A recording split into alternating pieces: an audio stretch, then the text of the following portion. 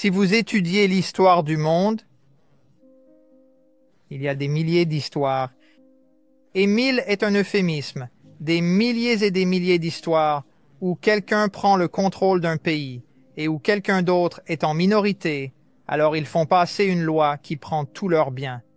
Que ce soit ce qui est arrivé aux Juifs 1 millier de fois, ce qui est arrivé aux chrétiens sous les musulmans, ce qui est arrivé aux musulmans sous les chrétiens, ce qui est arrivé aux puritains sous les anglicans, ce qui est arrivé aux protestants sous les catholiques, ce qui est arrivé aux quakers sous les puritains. C'est incroyable la créativité avec laquelle les êtres humains décident que quelqu'un d'autre est autre et prennent leurs affaires.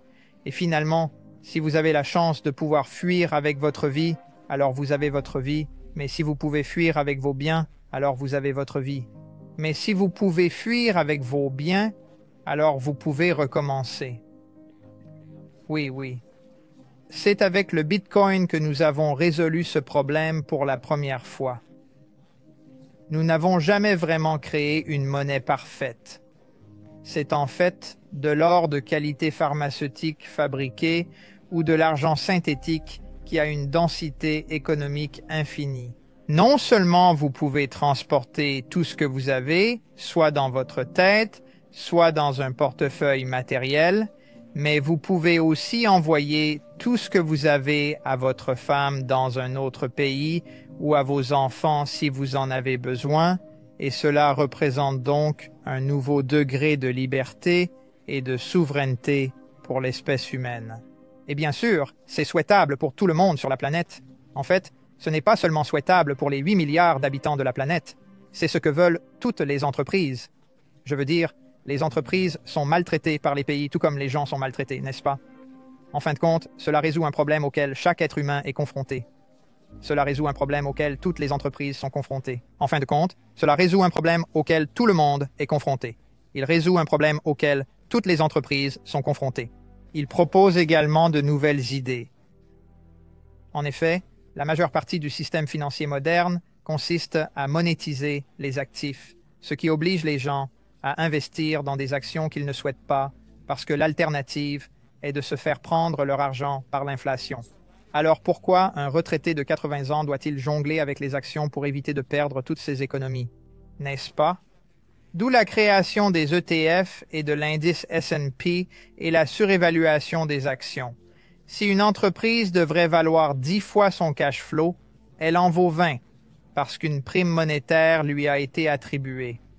On assiste à une monétisation de l'immobilier dans des pays comme le Canada ou même les États-Unis, où la maison coûte 2 fois plus que ce qu'elle devrait coûter parce qu'elle est considérée comme un actif où l'on stocke sa richesse plutôt que comme une propriété où l'on vit.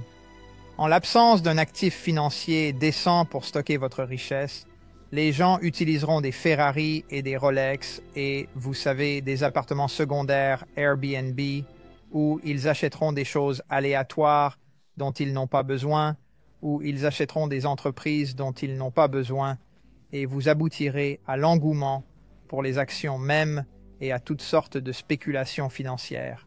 Mais en fin de compte, ces personnes sont confrontées au choix suivant. Soit je vais tout perdre à cause de l'inflation, soit je vais acheter quelque chose dont je n'ai pas besoin maintenant, mais je vais spéculer sur le fait que quelqu'un d'autre me l'achètera plus tard. Et en cas d'hyperinflation, lorsque la monnaie s'effondre, vous achèterez des caisses de savon. Vous achèterez des caisses de papier toilette, n'est-ce pas? Vous achèterez des bacs de charbon de bois ou n'importe quoi, du bois d'œuvre, parce qu'il vaut mieux avoir du bois d'œuvre qu'un tas de papier qui ne vaudra plus rien dans 2 ans. Cela entraîne bien sûr une distorsion des marchés financiers, mais aussi une saisie des marchés manufacturiers, n'est-ce pas? Les biens et les services sont déséquilibrés et on se retrouve avec des pénuries et une rareté. Et l'économie ne fonctionne tout simplement pas, ce qui nous ramène finalement à une sorte de troc.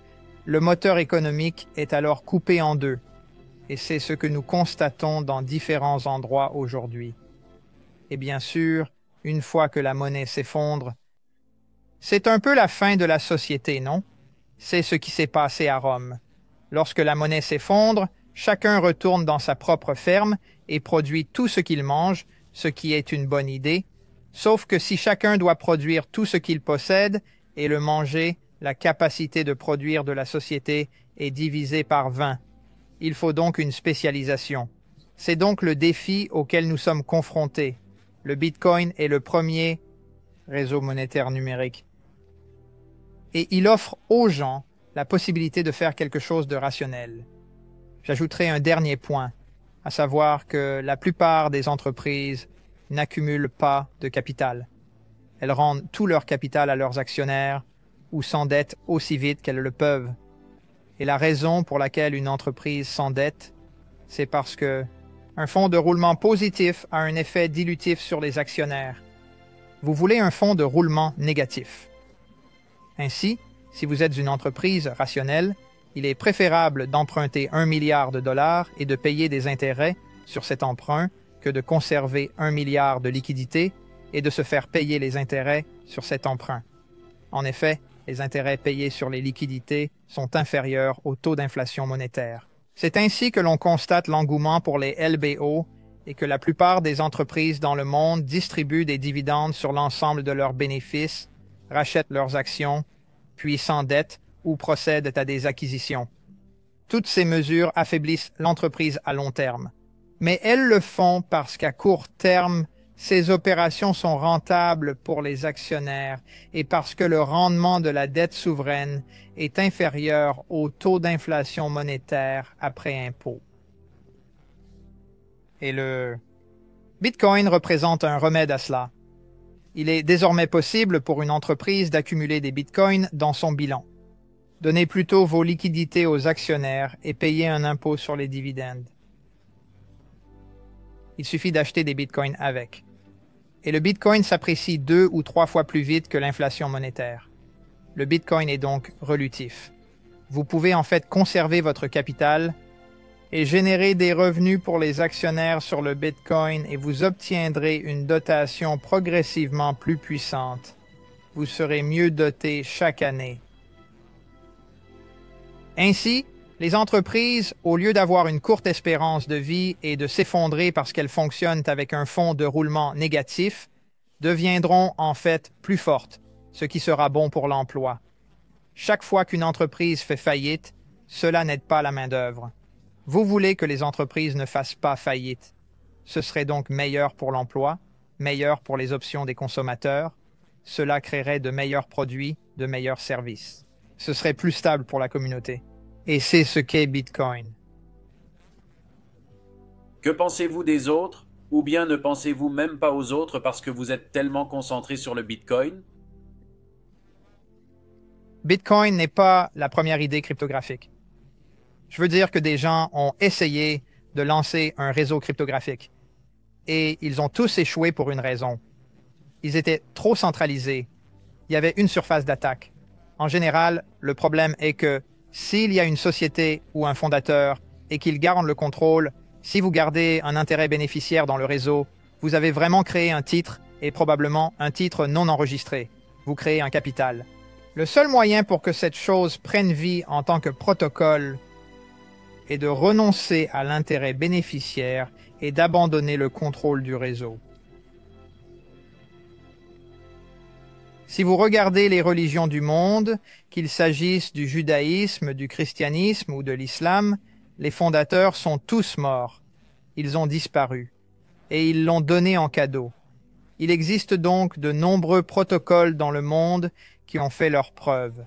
Par exemple, les mathématiques en base 10, la langue anglaise, la langue française, ce sont des protocoles efficaces.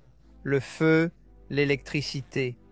Il y a des technologies et des techniques qui réussissent. Mais si Prométhée était encore là et voulait couper chaque fois que vous allumez un feu, ou si Prométhée bricolait le feu d'une certaine manière, il n'aurait pas la même énergie. Ce que le Bitcoin a de positif, c'est que Satoshi l'a lancé avec une conception immaculée, puis il est parti. Et ces pièces de Satoshi n'ont jamais bougé. Il n'y a donc pas d'entreprise qui les contrôle, et il n'y a pas de bénéficiaires. C'était un cadeau pour le monde entier. Si vous voulez créer un protocole open source, je vais vous donner un autre exemple de réussite. Linux. C'est parce que Linux ne vous fait pas payer de frais. Il y a beaucoup de protocoles open source qui réussissent, mais en fin de compte, ils doivent être cédés à la communauté. Il faut les abandonner. Et lorsque vous les abandonnez, ils ont peut-être une chance de vivre. Si l'on considère toutes les crypto-monnaies actuelles, le Bitcoin est le seul réseau de crypto-monnaies universellement reconnu comme une marchandise. Il s'agit d'un actif sans émetteur.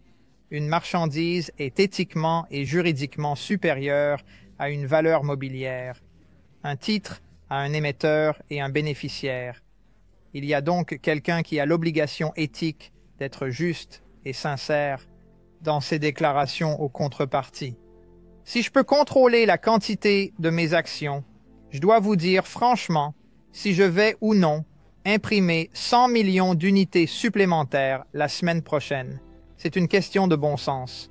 La vraie question est donc de savoir, parmi les dizaines de milliers d'autres crypto-monnaies, combien d'entre elles sont des actifs sans émetteur? Il y en a peut-être une demi-douzaine. Nous pouvons débattre de la question de savoir si le Litecoin est un actif sans émetteur ou qui contrôle ces choses. Mais c'est un débat. Avec le Bitcoin, tout le monde est d'accord. Il a été approuvé par 2 directeurs de la SEC, par le directeur de la CFTC, par des sénateurs, par des membres du Congrès, par des gouverneurs, par des maires, par des universitaires, et même par tous les membres de la communauté cryptographique, n'est-ce pas? Il n'y a pas de débat que le Bitcoin est suffisamment décentralisé pour être un actif sans émetteur. Et pour qu'il soit un actif de qualité institutionnelle, il y a ensuite beaucoup d'autres bonnes idées et des idées intéressantes, beaucoup d'idées amusantes. Les stablecoins sont intéressantes. Les échanges DeFi sont intéressants. Les échanges de crypto-monnaies sont intéressants. Les NFT, ce sont toutes des choses intéressantes, mais elles sont toutes très controversées et il y a beaucoup d'incertitudes quant au statut juridique. S'il s'agit de titres, ils seront soumis à des exigences en matière de titres. Et pour l'instant, les organismes de réglementation des valeurs mobilières dans le monde n'ont offert aucune voie pour qu'un titre numérique puisse être négocié à 24, 7, 3, 65 heures. Oublions donc la question de savoir s'ils sont enregistrés ou non. C'est vrai, je ne peux pas négocier des actions Apple le samedi après-midi sur une bourse de crypto-monnaies, même si elles sont enregistrées.